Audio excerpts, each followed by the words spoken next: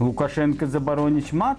Вот это матерное слово. Правда, не той, что ўжывае Паўліченка. 90-х в середине, каждый день в городе. Лукашенко зрабіў рэвалюцыю і зробіць яшчэ одну. Но революции в образовании закончены. Правальваюцца і трактары, і машины. І што тым жанчынам трэба? Не знаю, что нашим женщинам не хватает. Вітаем, сябры! У нас першы восеньскі выпуск навін. Як заўсёды, за 5 дзён сабралася шмат падзей. Таму спынімся толькі на некаторых з іх. Пачынаем. 2 верасня распачаўся новы навучальны год. Калі раней Александр Лукашенко праводзіў адкрытыя ўрокі ў школах, то зараз падаўся ва ўніверсітэт. Відаць, школьную праграму ён ужо прайшоў, вырашыў заняцца адукацыяй вышэйшай. Для гэтага накіраваўся ў Віцебскі педагагічны універсітэт, які носіць імя Пятра Машэрава. На пачатку он пахваліў усіх за добрае веданне гімну. Понятно.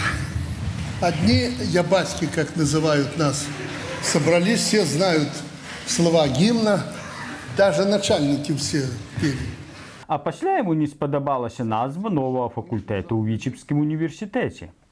Гуманитаристики и языковых коммуникаций. Вот это матерное слово. Это. Как это вот понимать? Ну, вот придумали филологи. Придумали филологи, это матерное такое вот Владимир слово. Борисович, что это такое? У матерных словах Лукашенко, вядома ж, разбіраецца. Дыямат і гістмат, можа, добра і не вучыў, а вось мат ведае дакладна. А то придумали слово, нават галоўны ідэолог толком не ведае, што это такое. Наогул, Лукашенко заклікаў быць больш простымі і не цягнуць у мову незразумелых замежных слоў. Я не критикую, но надо как-то, чтобы понятно. Физическая культура и спорт, ну это понятно. Што праўда, фізіка слова грэцкая, культура лацінская, а спорт прыйшоў у мову праз англічан, якія ў сваю чаргу запазычылі яго французаў. І тут адзін захад. Лукашенко атрымаў падарунак новы падручнік палітэканоміі і пацікавіўся. Какое место в этой современной политэкономии занимает марксистско-ленинская? Первое. Первое и главное.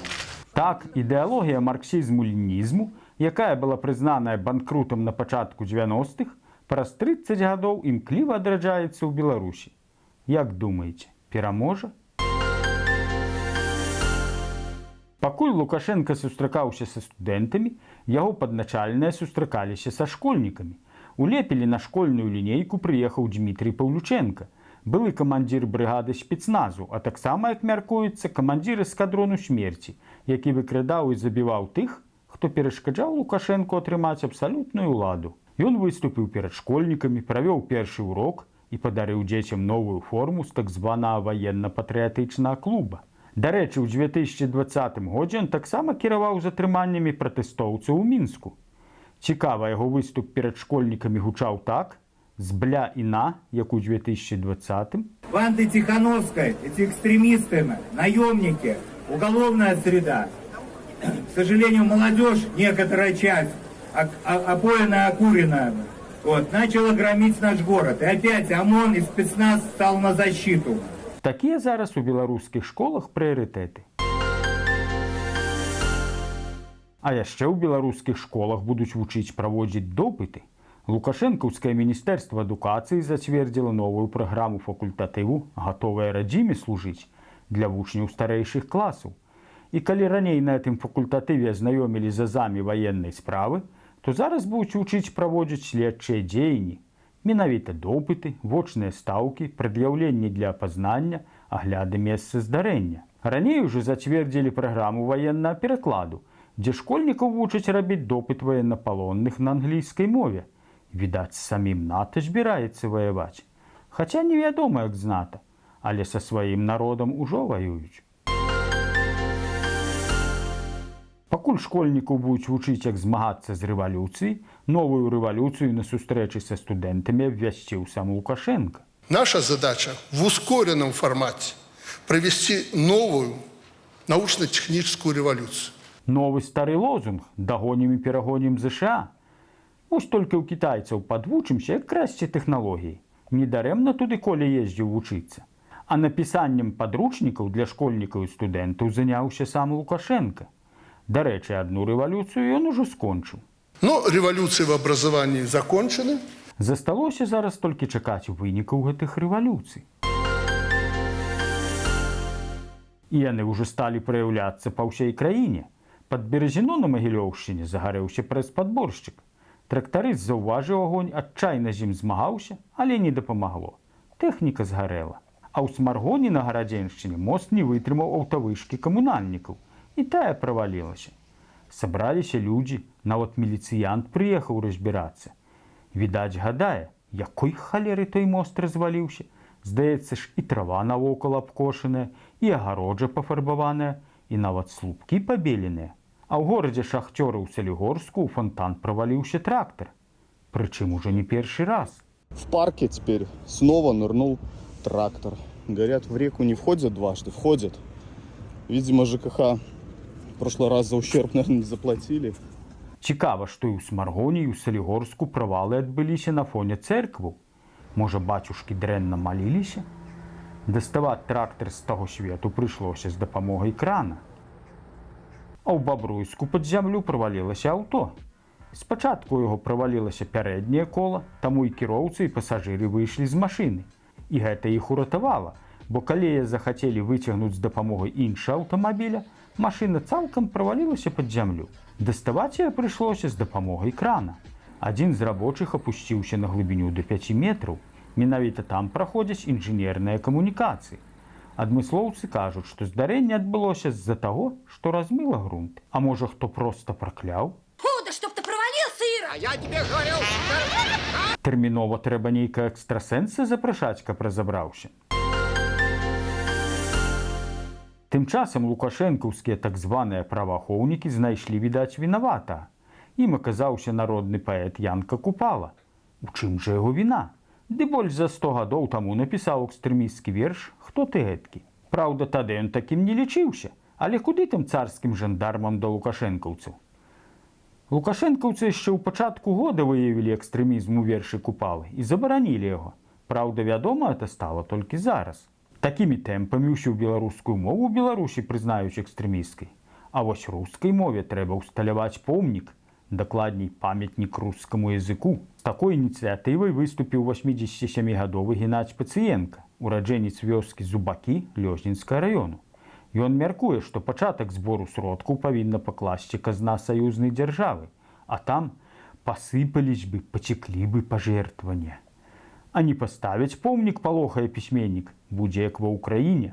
На мою думку, помнік трэба ўсталяваць на самай мяжы з Расеяй, што праходзіць у 10 кіламетрах ад Лёзна. На ім варта выявіць самога Лукашэнку, які пазірае ў бок Расеі і выстаўляе доўгі язык. А на расейскім баку мяжы павінен стаяць Пуцін са спушчанымі штанамі, што сімвалізуе нашу агульную будучыню. І вось сваім языком Лукашенко імкнецца дакрануцца да этой будучыні. А ў вас ёсць свае ідэі для такого помніка? Але такія ініцыятывы знізу могуць і не спадабацца ўладзе. Менавіта толькі яна можа вырашаць, што і як павінна быць.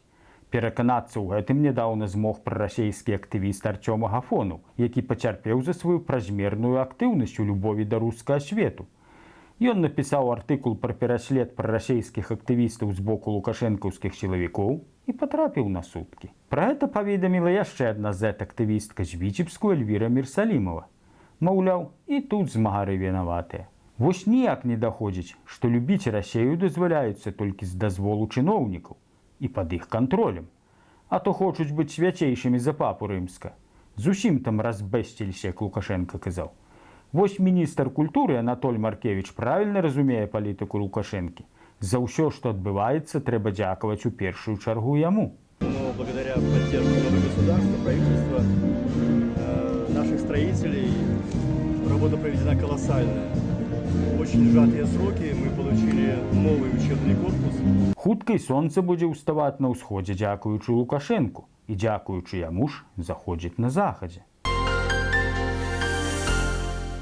Знаходзячыся ў Віцебску, Лукашенко папракнуў жанчын за іх празмерную пераборлівасць. Не знаю, что нашим женщинам не хватает. І сапраўды, у Маскве дзяўчына не ацаніла праяўленай да сябе ўвагі, а ў Грэцыі, наадварот, жанчына пацярпела з-за таго, што хацела гэту ўвагу прыцягнуць. У Москве мужчына вырашыў пазнаёміцца з прыгожай дзяўчынай, таму не прыдумаў нічога лепшае, як узброіцца шабляй. Ну чым не сапраўдны гусар? На сваё своеасаблівае паляванне ён выйшаў дадому на Пятніцкай шашы. І вось там ён убачыў кампанію маладых людзей, дзе выдзялялася адна дзяўчына, якая проста параніла сэрца 56гадовага Дон Жуана. Таму ён выхапіў шаблю з ножнаў і пачаў пагражаць маладым людзям, пры гэтым клічучы дзяўчыну да сябе. Але маладосць ёсць маладосць. Хтосьці з маладзёнаў удала патрапіў аматару маладых дзяўчат бутэлькай па галаве. У хулігана забралі шаблю і перадалі яго ў рукі паліцыі. Зараз яго чакае суд за хуліганства. А вось у Грэцыі было наадварот. Усё ж Еўропа. Там 44гадовая гарачая грэчанка так хацела пафліртаваць з бравымі пажарнікамі, што падпаліла для гэтага лес. Па яе віне адбыліся 2 пажары, якія змагары з агнём хутка пагасілі. А вось з агнём жарсці ў грэчанкі так справіцца і не змаглі. У выніку суд аштрафаваў яе на 1000 еўра і адправіў на 1,5 года ў турму. Нічога, не атрымалася з пажарнымі, можа атрымаецца з турэмшчыкамі. 1 верасня споўнілася 85 гадоў з пачатку Другой сусветнай вайны. З гэтай нагоды ў Польшчы адбыліся памятныя мерапрыемствы. Аб гэтым распавядзём у наступным выпуску. Да сустрэчы ў чацвер. Дзякуй за прагляды і каментары. Калі для вас гэта бяспечна, подписывайтесь на наш канал, ставьте падабайкі ці не падабайкі, каментуйце, дзяліцеся гэтым відэа з сябрамі. Жыве Беларусь! Слава Украіне!